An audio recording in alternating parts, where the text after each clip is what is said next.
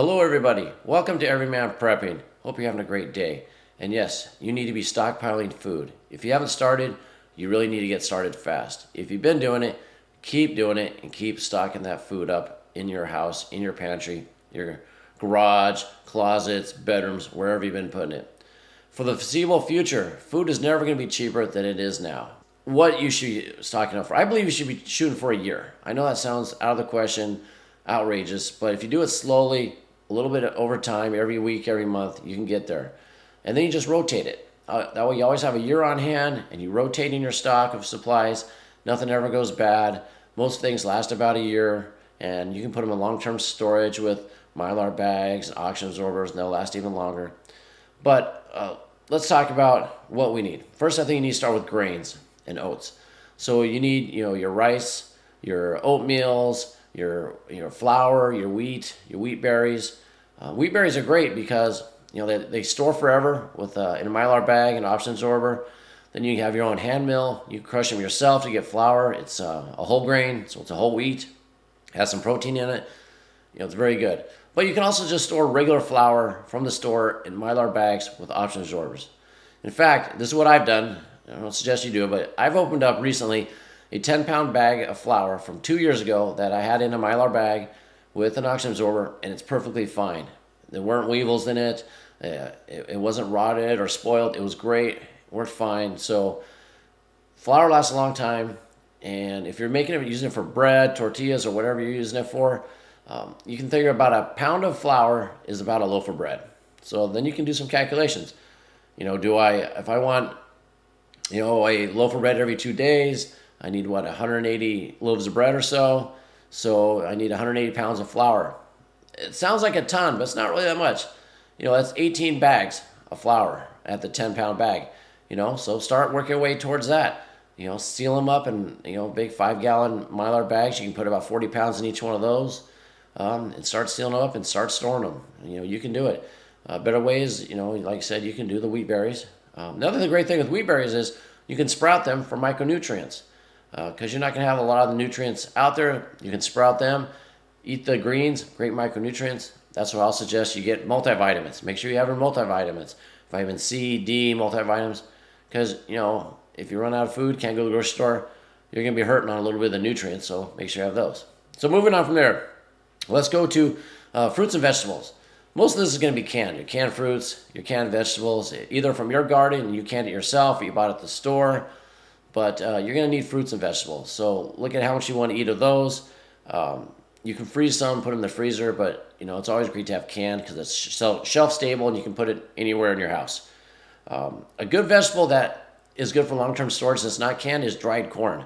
You can buy dried corn from, not, you can get feed store quality. Some people do that, but I buy organic. You can get it from supply houses in your area, co-ops and stuff.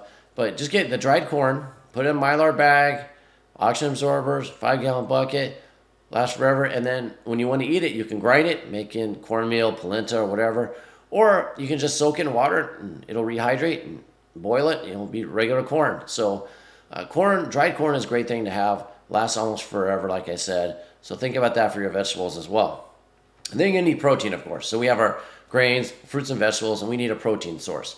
So what you have there is meats and beans, basically. So your meat is canned meats, whether you buy them, which are very expensive right now, or you can it yourself. Get into pressure canning. Read about it. Buy a pressure canner if you can. Cheapest thing out there is chicken. Easiest thing to do. If you get the boneless, it's even easier. Get like boneless thighs or breast, wherever you want. You fill a quart jar. You fit up a couple pounds in each one. Can it for 90 minutes in a pressure canner. Take it out. You're done. Rinse and repeat. Figure out how much your family eats. 1 quart could last my family or your family, I have theoretical family, 3 days. So how many days of chicken do I want? Multiply it out. You make sure, now I've been harping on people getting chickens. You're going to have eggs, great source of protein. Make sure you have your chickens ready to go, give you eggs. When the chickens stop laying eggs, you have a meat source. Eat that hen. It's not a pet at that point, it's food walking around. So, they stop laying eggs, they become a food source. Make sure you have a way of reproducing your chickens as well. You have an incubator, you've read about it, you know how to do that. You have a rooster so they can fertilize them, all that good stuff. Next, along with moving that, is your beans. So you got your pinto beans, navy beans, lentils. All the beans are good. They have very high in protein. If you want the most bang for your buck in storage, look at lentils. They're small, they're flat. You can almost put 40 pounds in a 5-gallon bucket, so there's not a lot of air in between each bean. So lentils, red lentils taste better, to my opinion, to green lentils. They're packed with protein, tons of nutrients inside of them. And like I said, if you pack them right, they're going to last 20, 30 years. So look at the beans in there. Lastly, so that's basically your protein sources that you have. I know other people have cows and goats, but I'm thinking for the everyman, what can everyone do? You can do canned meats, canned chicken. You can buy it, and then you can also do the beans. Beans are very easy to do. You're going to need some fats. This is oils and butter. Butter doesn't last forever. It's not too shelf stable. You need refrigerator space. But oil, figure out how much oil you use, whether it be olive oil, vegetable oil. I suggest olive oil because it's not a seed oil, much better for you. Olive oil lasts at least a year from when you buy it, in my opinion.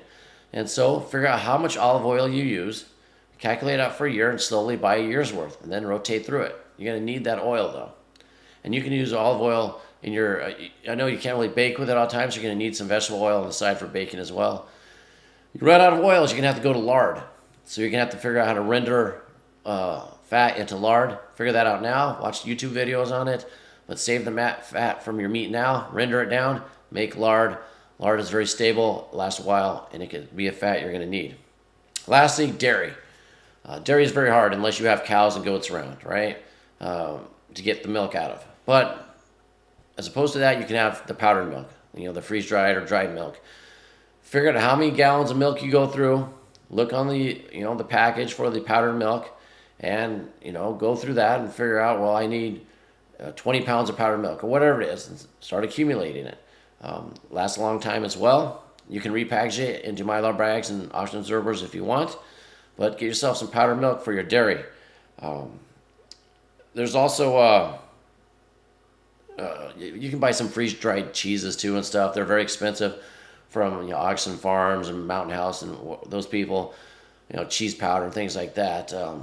But if it comes down to it and you're needing this for your survival, I think you should just concentrate on the powdered milk. That's probably the best thing to do. So that's the categories I have right now, what you should be stockpiling. So once again, for reviewing, you got your grains, wheat, beer. Oh, I almost forgot beans. You can sprout your beans for micronutrients. I know a lot of people are banging away on their keyboard saying you need micronutrients, you're going to die because you don't have fresh vegetables and all that. You can sprout your beans and sprout your wheat berries. And those of you that in a milder climate in the winter, in the southern regions, New Mexico, all of Arizona, parts of California, the South, you can grow stuff in the winter. So grow your leafy vegetables. Grow your lettuces, your kale, your Swiss chard, your fava beans. Grow all that, and you have, fresh vegetables throughout the year. So don't forget about that. So once again, go back to this. I kind of went on a tangent there. You got your grains, you got your fruits and veggies, you got your protein, which is going to be your meat, canned meats, and your beans. And then you have your dairy, which will be your powdered milk. So we'll start working off that list.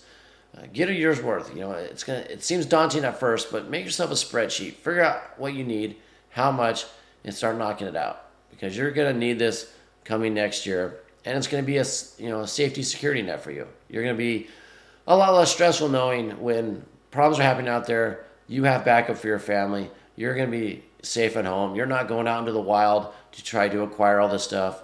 You're going to be safe in your home with your supplies ready to go. So in the comments below, if I've forgotten something or you want to add something to the stockpile list, please do so. We can all share and learn more. And until next time, keep your ear to the ground and head on a swivel.